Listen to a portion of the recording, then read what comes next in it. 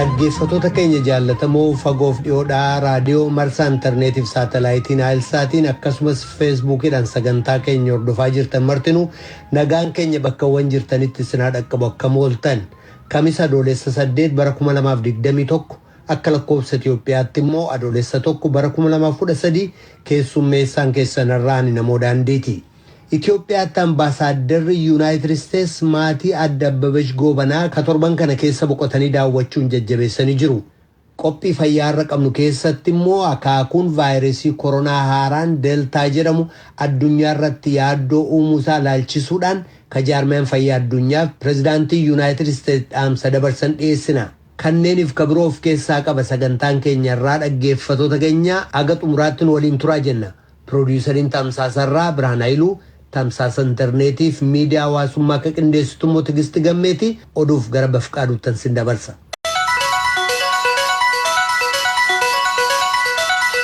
Ashamaa akka mooltanii amma oduu har'aa isin dhageessifna. Himata kaadhimamaan filannoo tokko dhiyeessaniin addaan citee kan ture filannoon Nageellee fi naannoo Gujii har'a geggeeffameera. Geggeessaan filannoo naannoo Nagalee Amaanu'eel Biraanuu buufata filannoo soddommanuu keessatti filannoon geggeeffameera jechuudhaan VOA'tti himaniiru. Filannoo kanarratti paartileen siyaasaa lamaa fi dorgomaan dhuunfaa tokko akkasumas taajjabnoonni 150 ol hirmaataniiru jedhameera.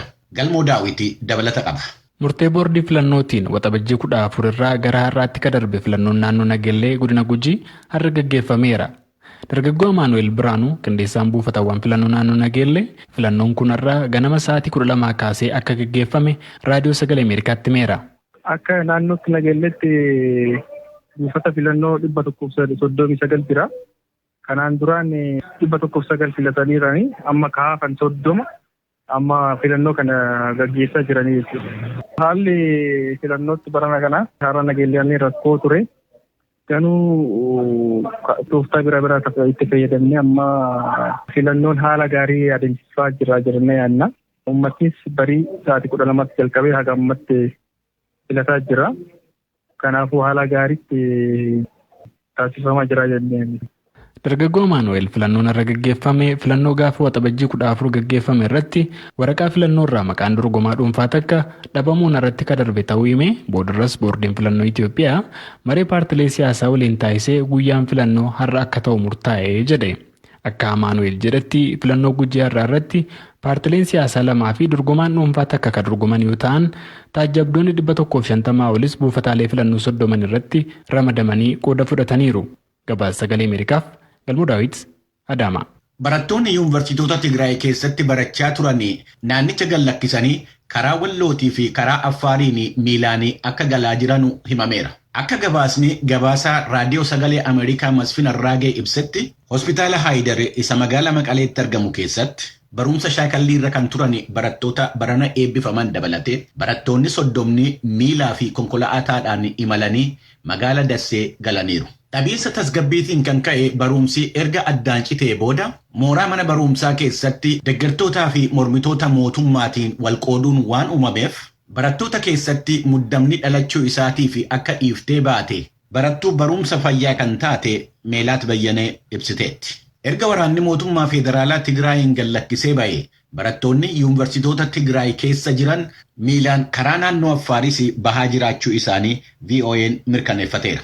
Mooraa mana barumsaatiin ala warreen jiran jiraattonni naannoo Tigraay gargaarsa isaaniif godhanii fi barattoonni kun galateeffachuun isaanii gabaasameera. Ministeerri saayinsii fi barumsa olaanaa ergaa fuula masariitii isaa irratti dabarseen barattoonni akka haala nagaa keessa jiranii fi qormaata seemisteera lammaffaatiif qophaa'aa akka jiran ibsuun isaa ni yaadatama. Barattoota Tigraay keessaa bahaa jiran biroo haasofsiisuudhaa fi akka bilbila isaanii argachuu hin dandeenye Ministeerri saayinsii fi barumsa olaanaa ammoo dhiyeenya kanatti miidiyaalee hunda waamnee ibsa kennina malee kophaatti ibsa hin kenninu waan jedhaniif deebii argachuu akka hin dandeenye gabaasaan raadiyoo sagalee Ameerikaa ibseera. Maatiiwwan barattootaa ammayyuu ijoolleen isaanii akka deebi'aniif waamicha dhiyeessaa jiraachuun isaanii hin beekamu.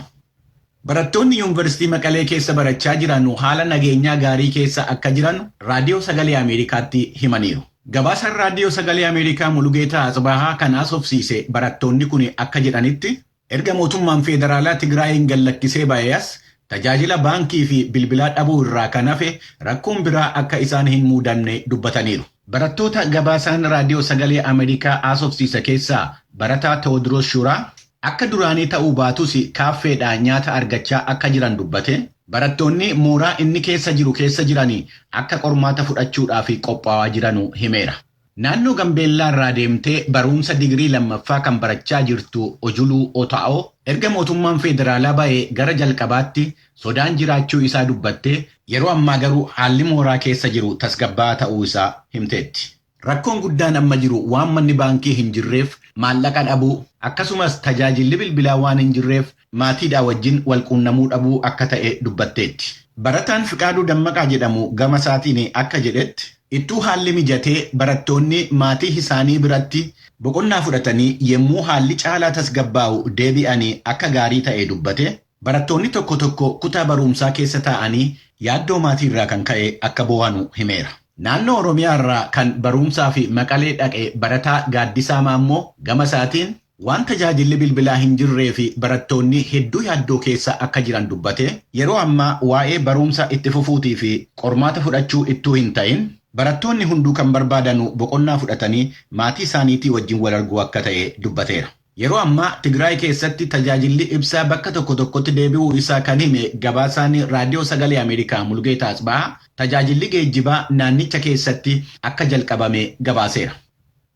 Dubbi himaan adda bilisa baasaa saba Tigraay Geetaachoo Raddaa mootummaan milishoota naannoo Amaaraa gara waraanaatti erguudhaaf yaalii gochaa jira jechuudhaan balaaleffataniiru. Geetaachoo Raddaa fuula Tiwiitarii isaanii irratti akka jedhanitti qotee bultoota Amaaraa hidhachiisanii Tigraay irratti duulchisuun bu'aa akka hin qabne himanii humna haadholee Tigraay ajjeesuudhaan dhufu kamiin iyyuu hin adabnaa jedhanii dhaadataniiru.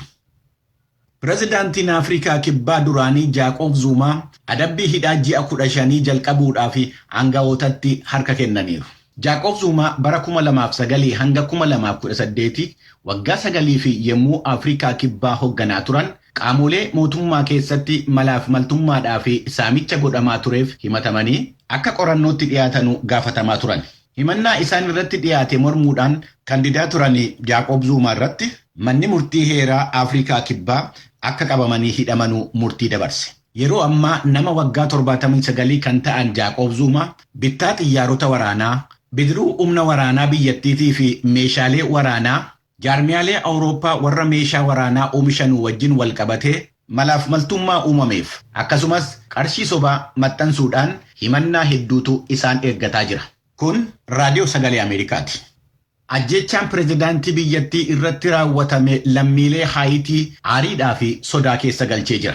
Ajjechaa dheengadda galgala pireezidaantii Haayitii Juveneel Mooyis irratti raawwatameen booda manneen daldalaa waan cufamanii turanii fi jiraattonni manaa waan hin baaneef daandiiwwan magaala guddittii biyyattii Poort-au-Prince kaleessa qabbanaa'anii oolaniiru.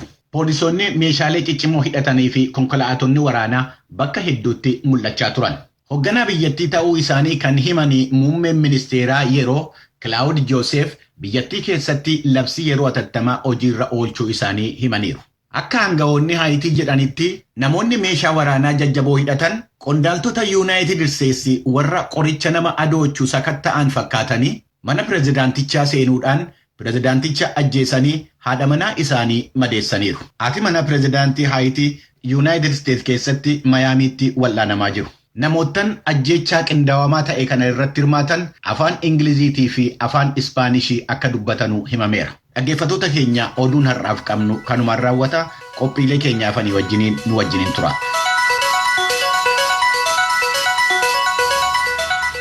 Kadhagaa jirtan as Waashingtan DC irraa kan dabru raadiyoo sagalee Ameerikaa sagantaa afaan Oromooti.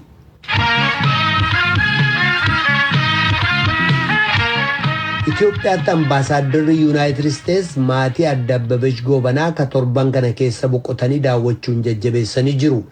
Adda Abbabesh Goobanaa bara jireenya isaaniitti daa'imman haadha abbaa hin qabne kumootatti lakkaa'aman guddisuutti ka beekaman yoo ta'u kan isaan hundeessaniif geggeessaa turan dhaabbanni guddisa daa'immanii Abbabesh Goobanaa waggoottan 41 darban keessatti dargaggoota 100,000 oliif leenjii ga'umsaa akka kenne ta'uun himamee jira.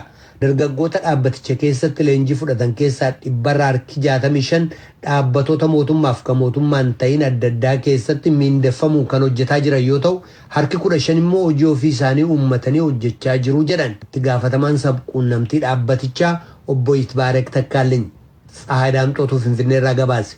Itoophiyaa keessatti dargaggoonni kumaatamaan lakkaa'aman hojii dhabdummaa hedduudhaan akka dararaman dubbatama. Kan barates kan hin barannes kan baadiyyaa jiraatus ta'e magaalaa jiraatu hundinuu rakkoo hojii dhabdummaa hamaaf saaxilamanii jiru. Keessumaa yeroo dhiyoodhaan asitti eebbifamtoonni dhaabbilee barnoota olaanoo irraa erga eebbifamaniin booda yoo hin qacaramne manatti deebi'anii maatii irratti ba'aa ta'u. Sababa kanaanis haamileen isaanii hojii dhabuunii fi maallaqa dhabuun walitti da'amanii dargaggoota hedduu abdii kutatan irratti xiyyeeffannoon waggoottan darban hedduudhaaf hojjechaa tureera. Wiirtuun guddisaaf kunuunsa daa'immanii Abbabash Gobanaa. Obbo Yitbaarek Takkaaleny itti gaafatamaa quunnamtii uummataa wiirtuu kanaati. Leenjiin wiirtuu kana keessatti dargaggootaaf kennamu irratti akkas jechuun ibsaniiru. Dhaabbanni kun erga dhaabbate baroota 40 darban keessatti dargaggoota hedduu aangoomseera. Keessumattuu leenjii akka ogummaa kennuu irratti waan hedduutu dalagame. Fakkeenyaaf gara Kaaba Shawaa Fiichee bakka jedhamu amma dura yeroo akka ammaa kana mootummaan TVT akkanatti babal'isin dura namni kutaa 12 xumuree yookaan ammoo kutaa 10 xumuree erguyyuun deemu innaa san Abbabachi Gobanaa kolleejjii bananii gartee leenjii adda addaa dargaggoota kanfalanii sila kolleejjii dhuunfaa barachuu hin dandeenye bilisaan inumaayyuu ka tiraanispoortii kaffalaati isaan barsiisaa turan. Dargaggoonni baay'een ijaarsan gosa ogummaa garaagaraatiin leenji'anii of danda'uu danda'anii jiran jechuudha. Maal inni rakkoo biyya kanaa yookiin immoo rakkoo balleessuun kan danda'amu yookiin hiyyummaa hir'isuun kan danda'amu dargaggoota aangoomsuudhaan. Dargaggoonni hogguu aangoaman yookiin immoo yoo ogummaa qabaatan ni dalagu, maatii isaanii gargaaru, biyyas ni gargaaru jechuudha. Isaanis filoosofii akkasii qabu. Kanaaf kan dargaggoota irratti xiyyeeffatanii yookaan ammoo dubartoota irratti xiyyeeffatanii kan isaanii hojjetan daa'immoota kunuunsuu dabalatan jechuudha. Wiirtuun kun leenjii ogummaa garaagaraa kan dargaggootaaf kennu kan ibsan obbo Yitbaarek dargaggootaaf carraa hojii barbaadu waliin illee hojii hojjetamaa jiru eeraniiru. Tokkoffaa dhaabbanni keenya dargaggoota ammas hin jedhe dargaggoota lakkoofsan hedduudha. Lakkoofsa kan warra kana keessa hoggaa wal bira qabdee ilaaltu hedduudhaaf carraa hojii jechuun dhaabbata keenya keessatti kennuufi dhaabaanus muraasni kan dhaabbatuma kana keessatti hojjetanii ni jiru. Baay'ee muraasa.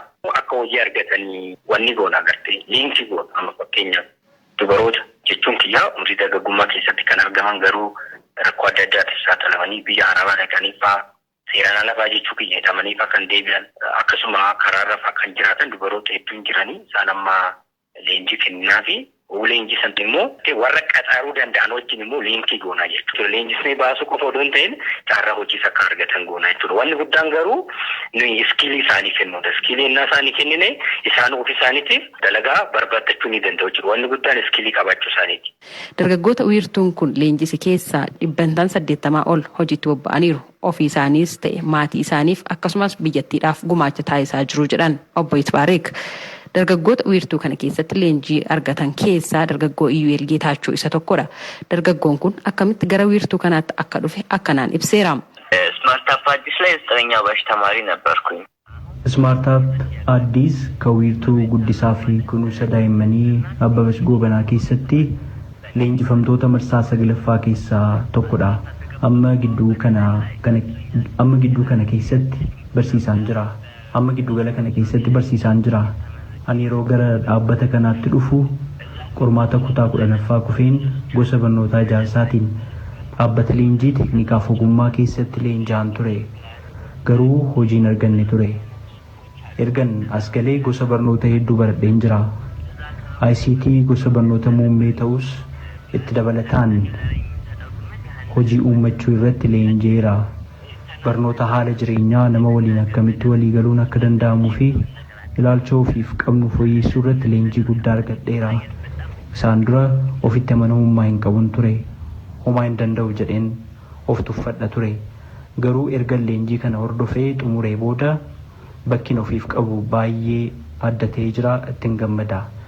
Amma namatti haasa'ee amansiisuu nan danda'a. Amma ilaalcha koo sirriitti naaf jijjiireera.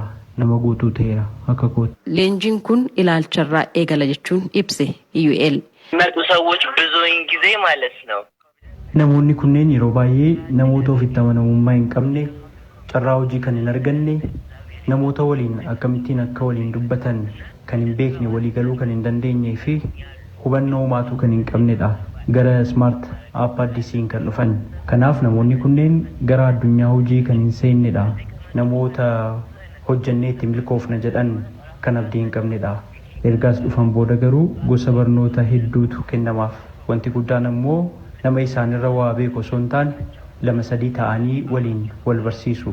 Kun ammoo salphaadhumatti ofitti amanamummaa isaan horachiisa. Guyyaa hunda leenjiin kennamuuf guyyaa fi gosaan gargar ba'ee kan kennamuuf adeemsa kanaan namoonni hedduun jijjiiramaniiru. Yeroo as leenjii kana xumuranii nama guutuu abdii horate, nama hojiif kaka'umsa qabaate ta'anii bahanii jiru. Anis adeemsa kana keessan darbe. Shamarree Masarat Gobazee jiraattuu magaalaa Finfinnee naannawaa Gullallee yeroo taatu barnoota hortikaalchariitiin yuunivarsiitii irraa bara 2011tti eebbifamte. Erga eebbifamtee booda waan ishii mudate akkasiin ibsiteetti. ብዙሃን ኢትዮጵያውያን ወጣቶች ተመርቀን Dargaggoonni Itoophiyaa hedduun keenya eebbifamnee manatti deebinee jirra. Garuu wiirtuun kun dargaggoota irratti yoo hojjetame ofis ta'e biyyatti jijjiiruu keessatti gumaacha guddaa qabu jechuun leenjii garaagaraa nuuf kennee nurratti hojjechaa turani. Manaan fuudhanii hojii nuuf kennan keessumaa giddugalli kun jalqaba amalaaf naamusa irratti hojjeta. Fakkeenyaaf yeroo mooraa seenurraa eegalee akka daa'imman achi keessa jiraniif fakkeenya taanuuf ni gorfamna, ni leenjina. Leenjii jireenya keenya jijjiiru hedduutu nuuf kenname. An qophii nyaataa irratti leenji'eera. Ammas nyaata garaagaraan qopheessee gurgura. Carraa hojiis maallaqa ka'umsaas achumaan argadhe. Hojjechaa jira. Baay'ee gaariidha. Kanan yuunivarsiitii keessatti baradhee baherraa leenjii giddugala kanatti argadheen fayyadameera jette Masarat. Dargaggoonni kunneen dargaggoota biroof ergaa dabarsaniin abdii murannaan sirrii miti carraa argatan kamiyyuu fayyadamuun gara hojiitti seenuun jijjiiramaaf of qopheessuu qabu jechuun dhaamaniiru. Dooktar Kabajaa Abbabach Gobanaa boqochuu waliin wal qabatee namoonni hedduun ergaa gaddaa dabarfachaa jiru. Itoophiyaatti ambaasaaddarri Ameerikaa Gitaa Paasiif gareen isaan waliin hojjetan. Hojjettoonni imbaasii Ameerikaa kan Itoophiyaa keessaa uummattoota Itoophiyaa fi maatii giddugala guddisaaf kunuunsa daa'immaniitiif jajjabina hawwaniiru. Hojii isaan hojjetan kun hunda keenyaaf fakkeenya nu boonseeraa jechuun ambaasaaddarri kun ibsaniiru. Hojii isaan hojjetan nuufis kaka'umsa guddaa uumeeraa jechuun karaa toora marsariitii hawaasummaa imbaasichaa ibsanii jiru. Gabaasa Raadiyoo Sagalee Ameerikaatiif Tsahaay Daamxoo Finfinneerraa.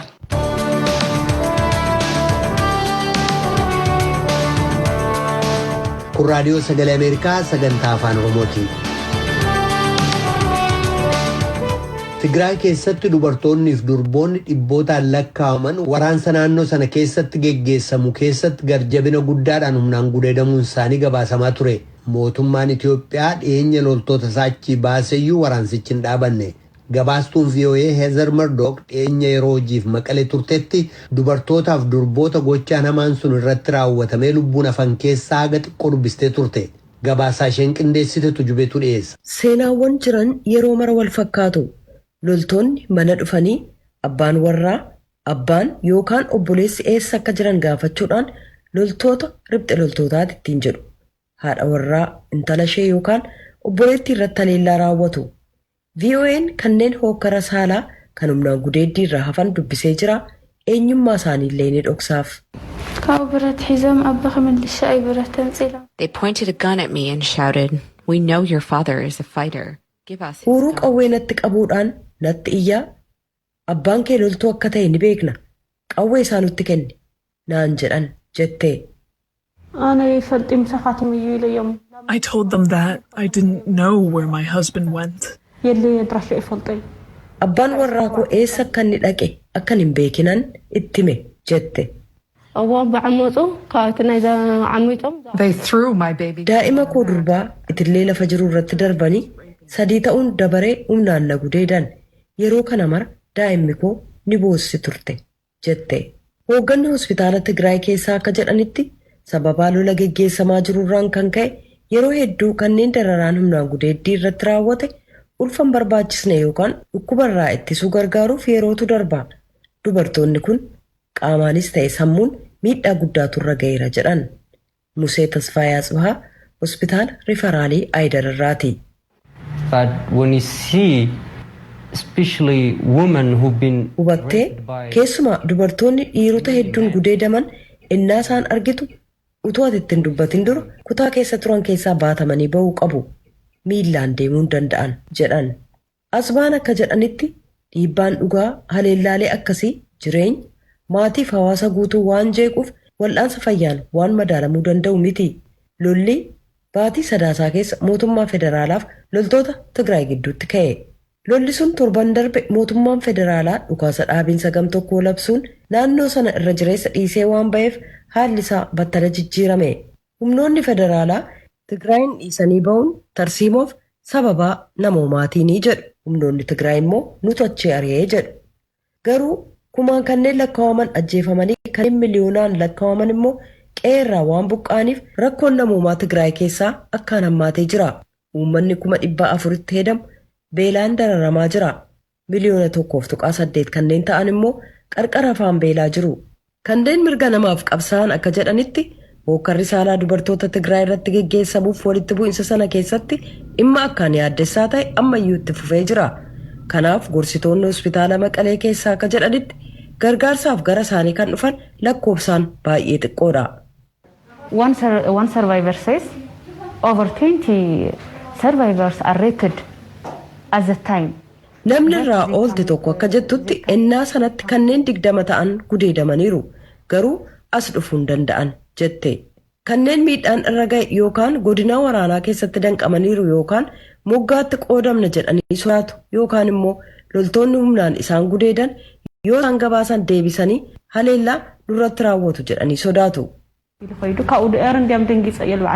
One of the soldiers came in the room and raped me. Loltuu keessaa tokko kutaan keessa jiru dhufee humnaan na gudeede. Yeroo sana maranan dhiigan ture. Garuu erga ni deemee booda maatii kootti himne ofii koon dhoksaatti qabadhe jette. Dhumarratti iccitii koo baasee dubbachuun boqonnaa naaf kenne jetteetti. Garuu miidhaan ishee irra ga'e intala ishee waggaa 13 haleellaa sana ijaan argiteef kan biyya ishee irratti raawwatame qaruma jijjiiruun hin danda'amu jette.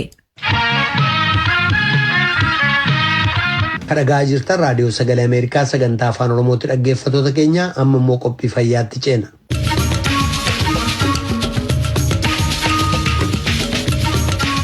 Vaayirasiin koronaa kan bifa jijjiirrateef deltaa jedhamuun waamamu hubaatiin geessisaa jiru addunyaa irratti sodaa uumuunsaa gabaafamaa jira.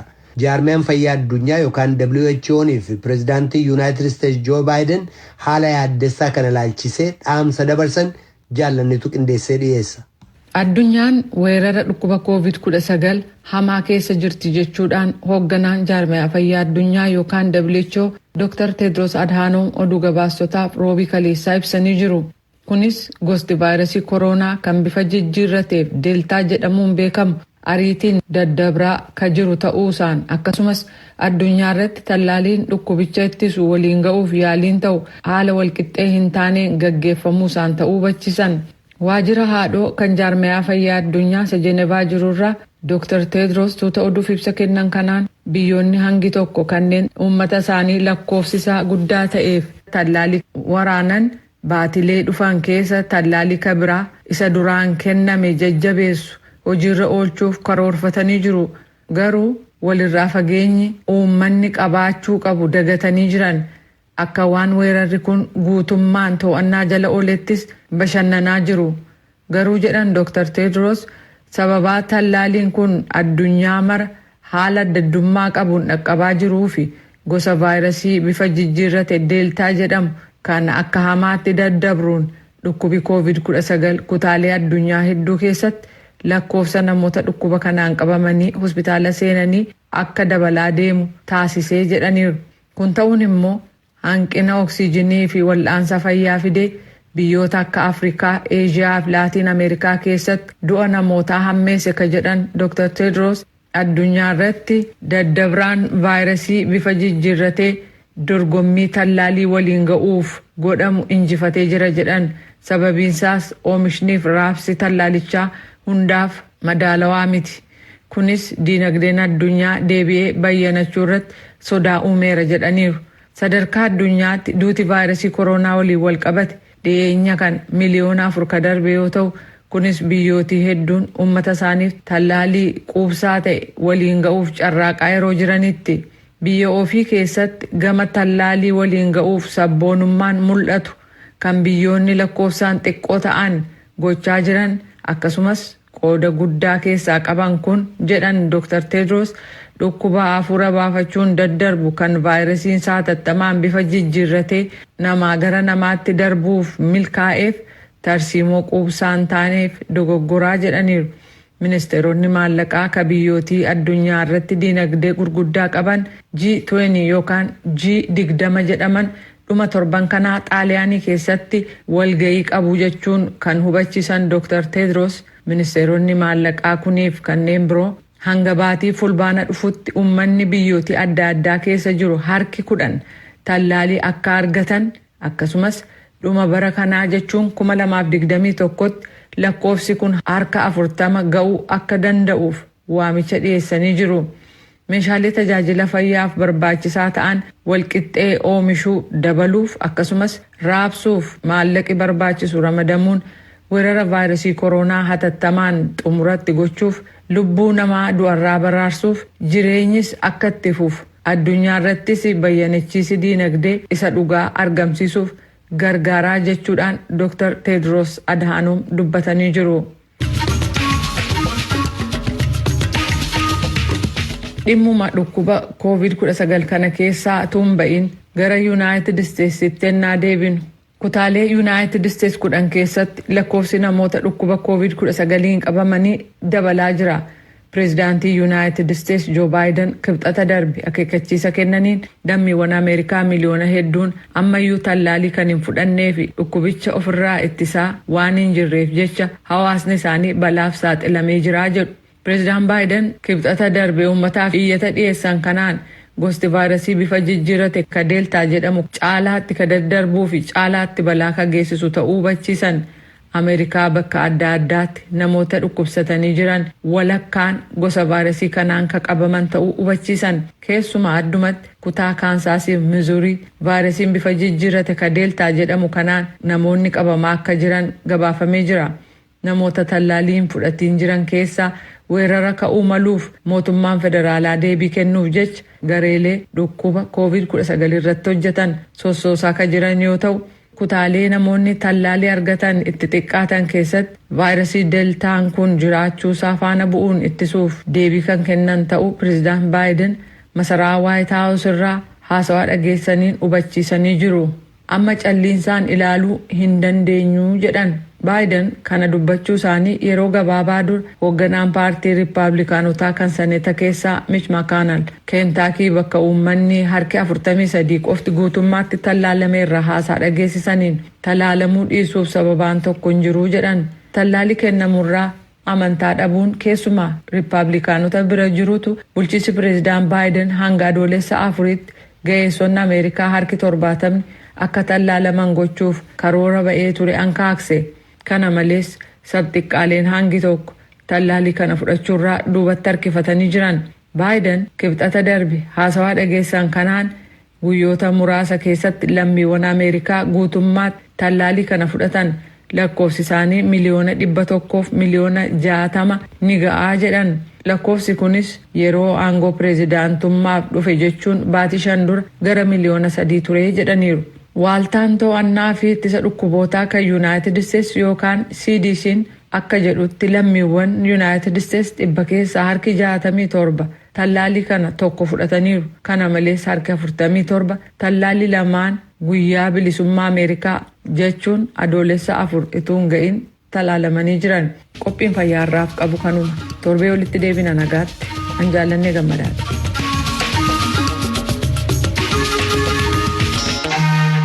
Wixataa haga jimaataatti qophii afaan oromootiin dabarsu asirratti raawwata. Qophii boruutiin walitti deebina dhaggeeffattoota keenya nagaatti bulaa. Amma sagantaa afaan amaaraatu itti fufa. ይህ የአሜሪካ ድምፅ ሬዲዮ ጣቢያ ነው።